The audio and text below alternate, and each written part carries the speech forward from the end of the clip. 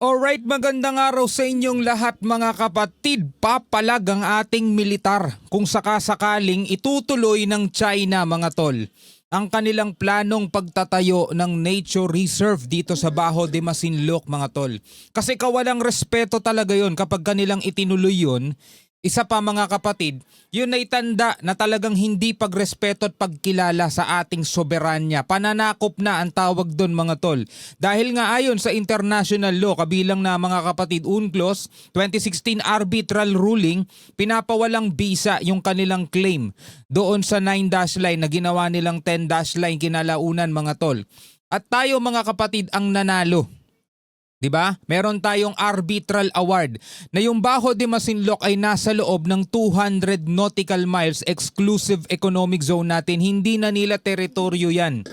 Kaya bilang tugon mga kapatid no, ayon dito sa balitang ating panonoorin mula sa Net25, AFP o Armed Forces of the Philippines papalag sa nature reserve ng China. No, kasama na rin dito sa report na to mga kapatid ang kasama ng AFP ang Japan at US na nagsagawa ng maritime drill kontra sa plano ng China. Panoorin natin ito mga kapatid, pero bago natin to simulan, huwag mong kalimutan mag-subscribe. Click mo na rin ang notification bell para ma-notify ka whenever na may mga bago tayong reaction video tulad nito. Again mga kapatid, ang halos lahat nakafocus ngayon sa usapin ng mga anomalya dito sa ating bansa. Pero dapat hindi natin kinakalimutan na meron pa tayong isa pang kinakaharap na problema. Dito sa ating bansa, mga magnanakaw sa kaban ng bayan, tas eto naman pinag-uusapan natin, magnanakaw ng ating mga teritoryo.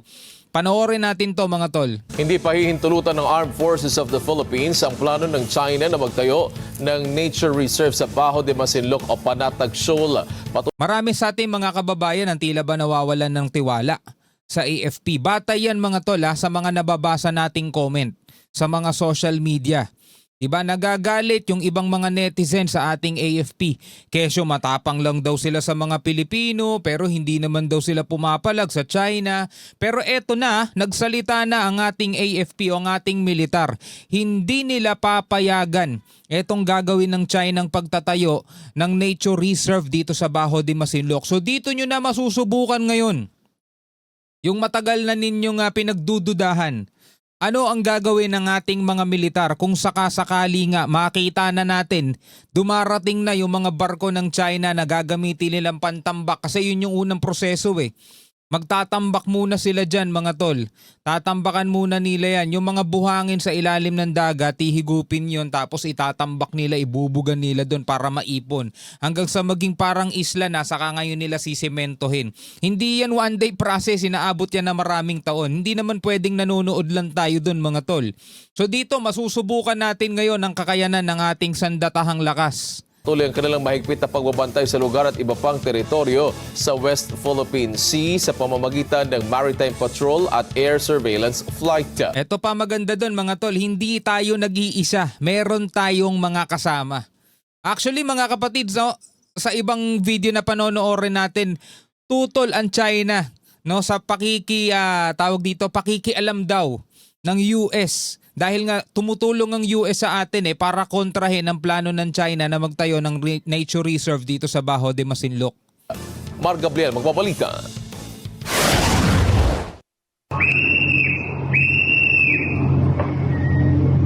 Naging matagumpay ang ika-11 multilateral maritime cooperative activity sa pagitan ng Armed Forces of the Philippines, Japan Maritime Self-Defense Force at ng US Indo-Pacific Command sa West Philippine Sea nitong weekend.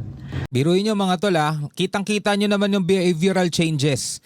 Kapag ang Pilipinas naglalayag, may mga kasamang ibang bansa, malayo sila. Hindi sila makalapit pero ang tawag nila doon, stir up trouble. Nagsisimula tayo ng gulo kahit na wala naman tayong ginagawa sa kanila. Pero kahapon lang, kita nyo yung balita kahapon mga tol. Pinanood natin at binigyan natin ng reaction video. May panibago na namang ginawa ang China sa atin. Winater cannon na naman nila mga tol yung barko ng BFAR kung saan nabasag yung bintana at isa ang sugatan. Ang Pilipinas, ang ginagawa lang natin mga tol is namimigay tayo ng mga subsidy o ng tulong sa mga maliliit nating mangingisda. Pero sa kabila nun mga tol, na ipagpatuloy pa rin naman natin ang ating misyon. Yun nga lang, demonstrate na naman sang China sa buong mundo kung gaano sila kakumag. Kasamang naglayag ng BRP Jose Rizal ang mga barkong pandigma ng Japan at ng Estados Unidos sa karagatang sakop ng San Antonio, Zambales. Nagpakitang gilas din ang mga air asset ng Philippine Air Force at ng US Air Force sa pagpapatrolya sa himpapawid. Nice. Muli namang binatikos ng China ang aktibidad at iginiit na ginagamit ng ibang bansa ang Pilipinas bilang proxy war tool sa West Philippine Sea. Di ba ang dami nilang sinasabi, no?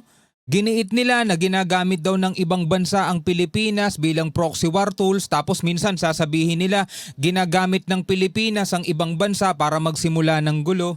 No? Hindi mo maintindihan sa kanila eh. Biruin mo mga tol, nandito tayo sa mismong teritoryo natin, nandito tayo mismo sa exclusive economic zone natin, napakalayo sa bansa nila.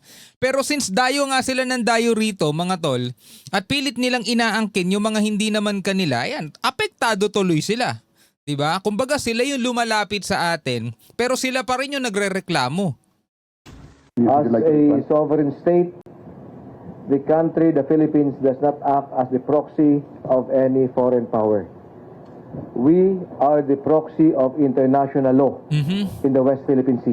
So parang sinabi na rin naman ng China mga tol, kapag nagsasagawa sila ng maritime drill kasama ang Russia, di proxy din sila ng Russia. 'Di ba? Pero hindi nila matatanggap 'yun kasi sila gumagawa eh. 'Yun ang pagkakaiba mga kapatid eh. Kapag sila gumagawa, okay lang. Professional, 'di ba? Based on law, 'di ba? Accordance with the law, 'yun ang lagi nilang sinasabi. Pero kapag ang Pilipinas ang gumagawa kahit na accordance with the law, based sa international law, gumagawa ng gulo. Sabi nga nung kanilang sundalo yung sundalong kanin nila tayo daw ang genuine troublemaker. The creator mga tol of danger. Creator of danger mga tol dito sa dagat at sea. Sabi nilang ganon mga tol. At ito pa yung lagi nilang sinasabi sa atin frequently provocating at saka harassing Chinese vessel. Piruin mo mga tol, no? Tayo pa rin nangaharas sa kanila. Tindi na ang tindi ng mga tama ng mga yon. We are the proxy of the rules-based international order and all other countries that support a free and open maritime domain in the South China Sea. Kaya sa ating mga kababayan, no? Oo, dapat nating tutukan yung mga nangyayaring anomalya dito sa flood control. Hindi lang flood control mga tol, lahat ng proyekto ng gobyerno merong anomalya dyan. Diba? Bukod sa tutukan natin yan mga tol, wag nating aalisan ng paningin itong mga nangyayari dito sa karagatan. Dahil posible, ginagamit lang ng mga to yung kaguluhan dito sa Pilipinas para makakilos sila ng malaya. Kasi syempre kapag lahat tayo natuon dito, 'di ba? Ang gusto nga nung mga nanggugulo makisali na rin pati militar eh. Imagine niyo kung makikisali militar, paano pa nila mababantayan yung soberanya natin? 'Di ba? Isa 'yun mga tol sa mga gusto nila mangyari para maging malaya na yung mga mananakop sa mga plano nila. Tapos magugulat na lang tayo, meron ng panibagong isla, hindi natin napansin, paano? Tutok na tutok sila rito sa kaguluhan sa Pilipinas. Muli ring nanindigan ng AFP na hindi nila hahayaan na mapasa ilalim sa kontrol ng China ang anumang teritoryo sa West Philippine Sea. Sa harap ito ng plano ng China na magtayo ng nature reserve sa Baho de Masinloc o sa Panatag Shoal. Ayon sa AFP, mas paiigtingin nila ang mahigpit na pagbabantay sa Scarborough Shoal at iba pang teritoryo sa West Philippine Sea. Tama. We will not give up 1 square inch. There's been no let-up in the conduct of our maritime patrols and air surveillance flights. The international community has been one in supporting the AFP in the conduct of actions to ensure that international law will remain steadfast in the West Philippine Sea. Kaya minsan kinakabahan ako mga tol Pagdating ng 2028, syempre magkakaroon ng presidential election nun mga tol. Mapapalitan si PBBM. 'Di ba? Ang tanong, sino ang papalit?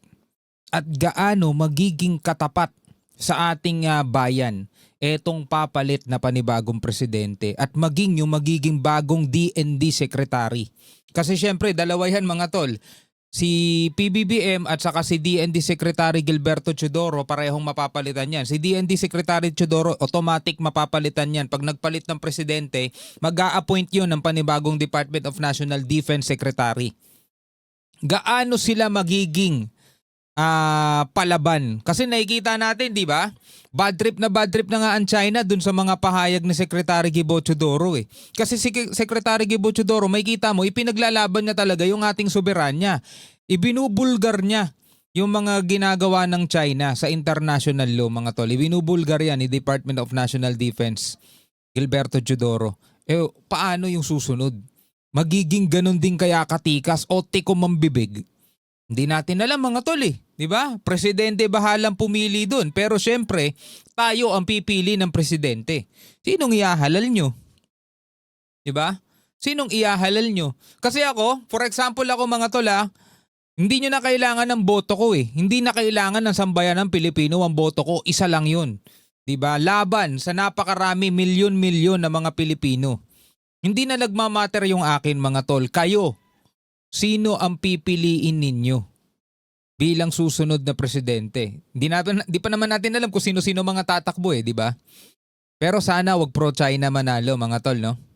Ang panibagong pahayag ng China ay bahagi lang daw ng estilong baluktutin ang katotohanan at pangatwiranan ang iligal na presensya nila sa teritoryo ng Pilipinas. Tama. From the non-existent 9-dash line to the illegal Chinese Coast Guard law of 2021. Tama. This recent pronouncement on the nature reserve is part of the malign influence to shape public perception and again justify their illegal presence. Patuloy ding babantayan ng AFP ang anumang control measure na gagawin ng China laban sa mga barko ng Pilipinas sa Scarborough Shoal at ilalabas ang totoong naratibo ng sitwasyon sa lugar. Mar Gabriel. Alright, mga kapatid, ayan, napanood natin. Sabi ng AFP, hindi nila papayagan, diba, na ituloy ng China itong plano na magtayo ng nature reserve dito sa Bajo de Masinloc. Sa ibang salita, mga kapatid, gagawa sila ng paraan para pigilan yan. Kung kinakailangan nilang puwersahin, siguro, no? Hindi naman siguro dadaanin pa sa mga pakiusapan niyan kasi alam naman nating hindi makukuha ang China dun sa mga pakiusapan, pero kailangan nilang mas paigtingin ang kanilang presensya dito sa ating soberanya, dito sa ating nasasakop na teritoryo. No, ano ang inyong masasabi diyan, mga kapatid? Comment na lamang kayo sa ibaba. Hanggang sa muli. Ako nga pala si Shovel D. Peace out.